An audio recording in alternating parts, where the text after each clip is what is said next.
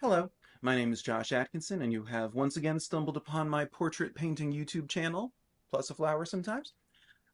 This is a portrait day, though. This is my portrait of my friend James. Um, I have done, I guess this is the fourth painting I've done of a friend, where I basically just put it online that I was looking for people who would send me really expressive and starkly lit photographs for me to work from. I showed them some examples of my style so that they wouldn't get offended because I'm not really going for pretty. James liked this. Anyway, I'll just, yeah, time lapse time. So this is the source image, and now the time lapse. Yes, this failed landscape that I have failed to paint many times and painted over at least 3 or 4 times on this channel alone. So I'm starting with the little bit of the Loomis circle that I understand, placing the brow line and having all of the facial features get placed subsequently in relation to that brow line. But this photo is fairly straight on. As I said in my intro, I had posted online that I wanted my friends to send me really intense, emotional chiaroscuro lighting style images, and that I would turn them into, gnarly sorts of portraits. James is a professional photographer and cinematographer and video editor. He's very good at all of the sort of like visual side of techie stuff that I am just not good at. Um, so he sent this very uh,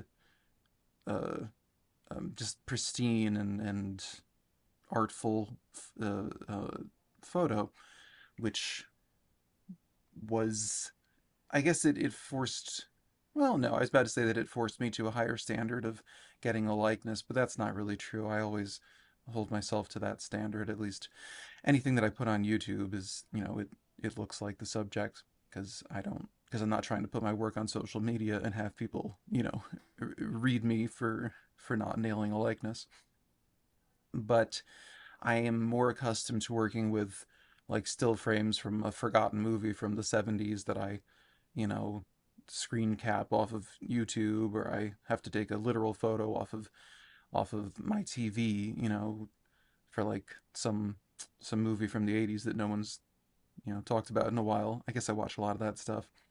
So there's more wiggle room in terms of, I guess it benefits my style more to have less pristine source images, because then I can find more opportunities to insert purples and magentas and greens and blues, things that don't feel quite so obvious when you're applying them to human flesh.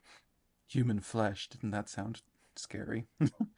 um anyway, so James is a horror fan. He likes uh Toxic Avenger, I think. He likes a lot of those what is it, Lloyd Kaufman movies. I haven't seen most of them. Maybe that's not it. The Trauma, that's Lloyd Kaufman, right? Whatever. I should be talking about art.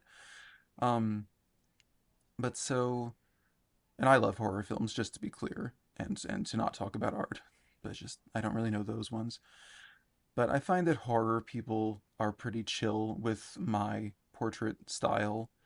Um, I think if you can get down with horror, then you can see the excitement of being depicted in a way that wouldn't be, you know, the way you'd want to be seen necessarily at the country club. I don't know, do people still go to country clubs?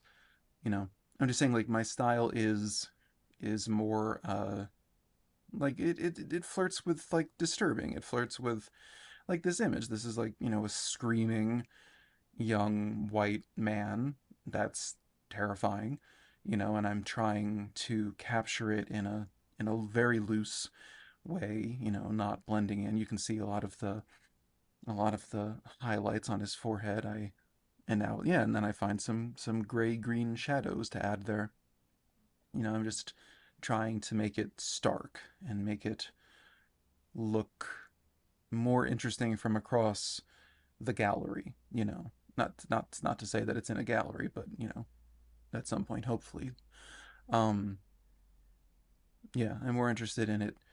I guess really, I love the opposite of gnarly, hard hitting horror movies. I love impressionist art. Like I just at the end of the day, like Monet and Pissarro, like they really kind of just blow my mind with how loose and choppy their style was. They used a lot of colors that, you know, we would consider, I don't know, I've heard people call Monet's paintings like chocolate box paintings or tissue box paintings, and obviously that's an insult that I don't think is warranted. But that's the way that we see pastels and those sorts of soft, vibrant colors these days. So I know, not incorporating necessarily the same color palette the Impressionists did, and they tended to focus on landscapes. Not all of them. Mary Cassatt definitely did a lot of figures and portraits, but I just yeah I like that approach to painting, and I definitely like applying it to humans. Um, so yeah, I'm just rambling on. I don't really know what. There's no particular lesson in this painting. I am just I would just report to anyone who is interested that there is a benefit to if you're going for a loose style of painting, then you don't have to follow the conventional advice that you need a really pristine, high resolution, beautiful source image. Like if you're going for something wilder and more raw looking, then maybe a kind of bad source image will benefit you. You know, this source image is so pristine that I did have to work harder to find opportunities for unusual color and unusual brush strokes and textures. But I did find them, certainly in the teeth and the mustache, facial hair really, that was a cool, I don't know, I just learned a good bit about facial hair with this one. Not that I can articulate it, but I learned it. Anyway, so yeah, that's the finished painting. It is an oil painting on a 5 by 7 canvas panel. So then, yes, that is how we arrived at this portrait of my friend James. Um, yeah, I just love the way the teeth turned out. I love the way the little uh, uh, uh, the thing under your tongue, part of your mouth, turned out. I've seen people get that pierced. That's like psychotic. I'd love to try, but I'm not going to. Anyway, it was a really high resolution photo, so there was less room to kind of like make things up visually, like fill in visual gaps, like than there was with some of these images. But I love how it turned out. He is saying that he loves it as well, and I have no reason not to believe him, except self-esteem problems. Anyway, thank you for watching. Thank you for any new subscribers, and I will be seeing you next Monday. So until then, have a creative 7 days. Thanks for watching. Bye bye.